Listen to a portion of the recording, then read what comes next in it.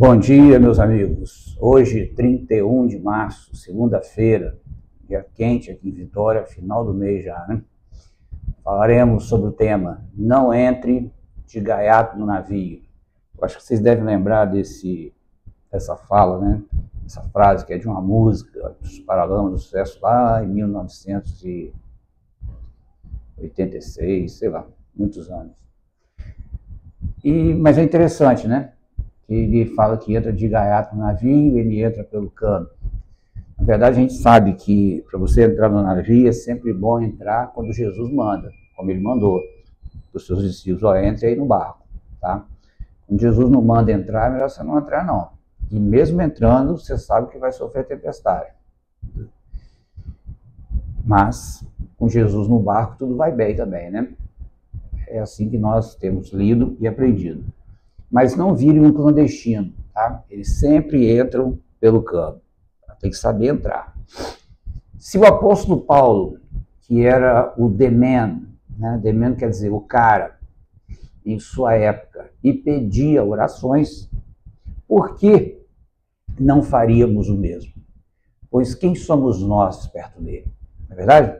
Romanos 15, 30, 33 diz: rogo-vos, pois, irmãos, por nosso Senhor Jesus Cristo, e também pelo amor do Espírito, que luteis, olha só, juntamente comigo nas orações a Deus, e a meu favor, para que eu me veja livre dos rebeldes que vivem na Judéia. Repara, ele consegue identificar muito bem quem é a favor dele e quem não é.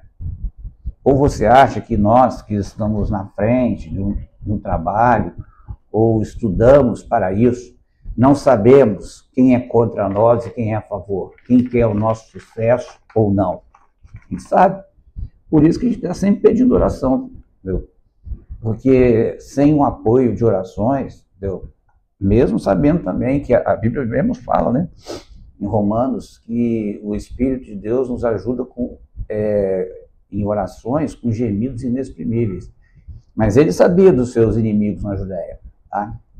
Imagina, o homem daquele que só fazia o bem, escreveu 13 epístolas e ainda tinha inimigo.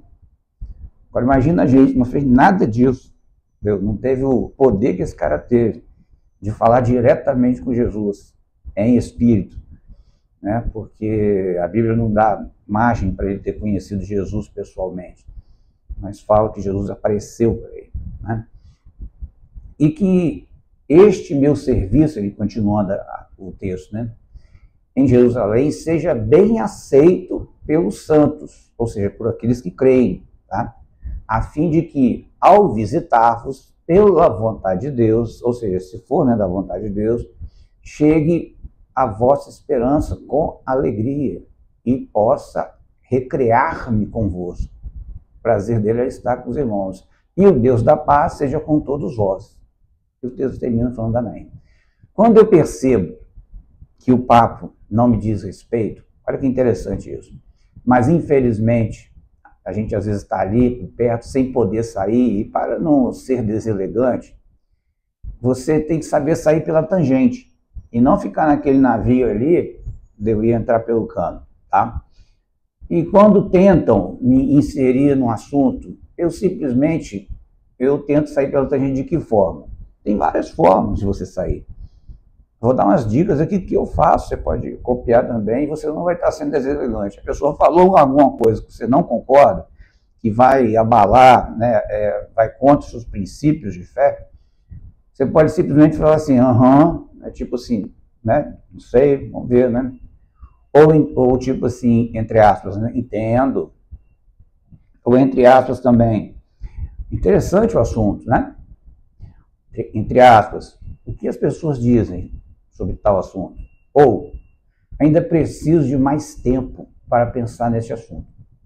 E aproveito, dando uma dessa ou outra, e vou saindo de fininho. Pronto, não fui mordido por ninguém. Percebeu? Porque, às vezes, irmãos, é melhor você perder o argumento e ganhar o amigo, entendendo? Do que você quebrar a ponte. A ponte, outras pessoas vão passar por lá e você mesmo pode passar novamente. Então, não tente quebrar pontes. não tente ser o vencedor em qualquer argumento. Se a pessoa perguntar para você e você não sabe, fala, não sei, tem que ler mais sobre isso, tá?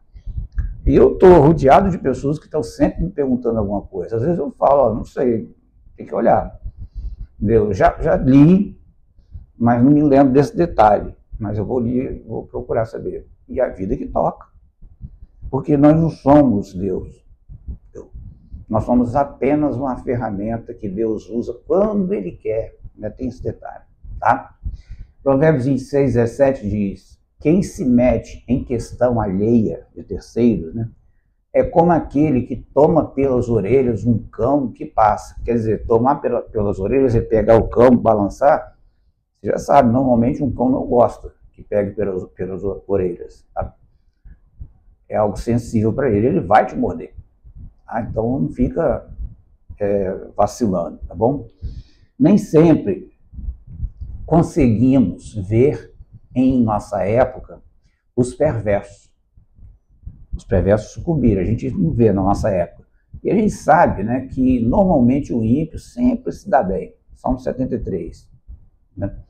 Mas na nossa época a gente olha assim e fala assim, gente, como é que pode tantos anos passar e essa pessoa continua fazendo maldade, continua se dando bem? Eu lembro de um amigo meu de infância que ele mentia demais. Mas ele mentia tão na cara dura assim, e as pessoas acreditavam nele. Eu ficava impressionado. Eu falei, gente, que mentira. Eu convivia com ele, sabia que era mentira, mas teatralizava tão bem que passava. Eu falei, gente, é incrível, né? Então a gente sempre, às vezes você acha que a coisa vai resolver na hora e não vai. Tá? Deus tem o tempo dele. Bom, e sempre foi assim na Bíblia toda, tá? Mas nossas gerações verão, tá? Pois o permanecer combina com a perseverança dos retos e o perecer com a geração dos perversos. Então saiba disso. Os mansos permanecem, os perversos não, tá? Provérbios 12, 7 diz, os perversos serão derrubados e já não são, mas a casa dos justos permanecerá. Percebeu? Esses dias eu falei da morte súbita, né? E morte súbita é a morte que ocorre repentinamente, sem previsão, papou. Sem sinais de trauma ou violência, porém, aleatoriamente. Nem sempre ela vem, principalmente para aqueles que não têm valor ou compromisso moral com o outro.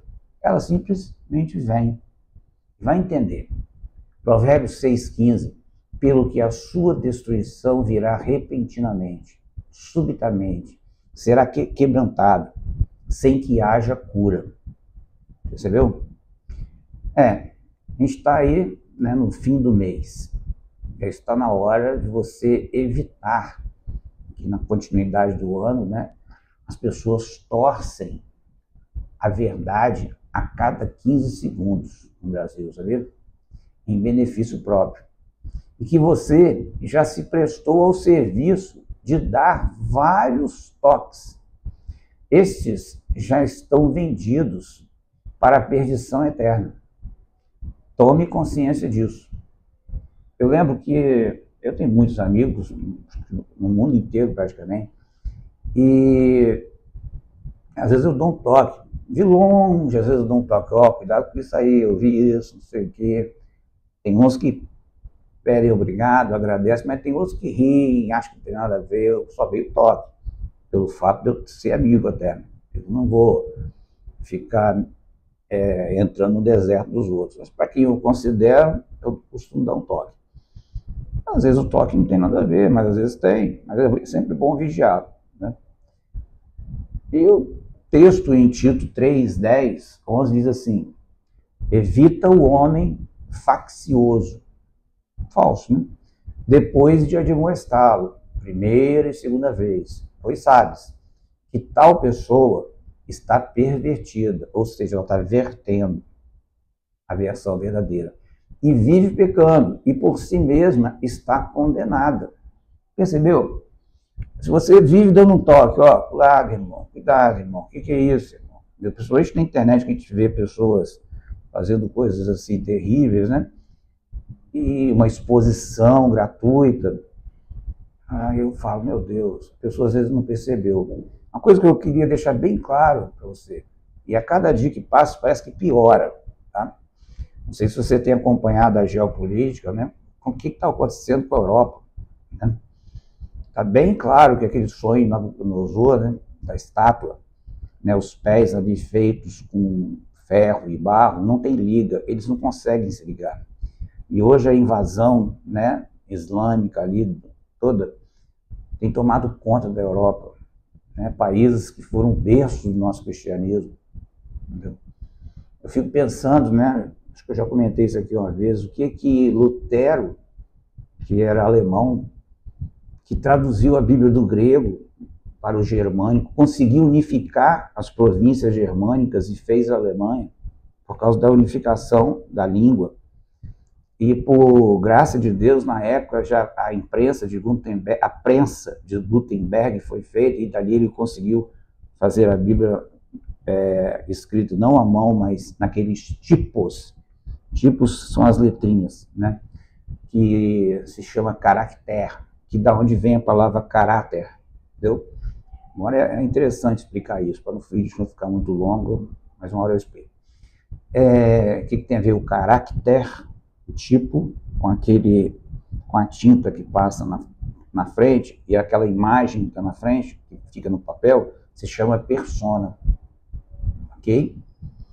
E eu gostaria que você, então, em nome de Jesus, entendesse isso e tenha uma vida abençoada, cheia de forças na presença de Jesus. Lembre-se, não entre no navio de gaiato. De repente você pode entrar pelo canto. Amém.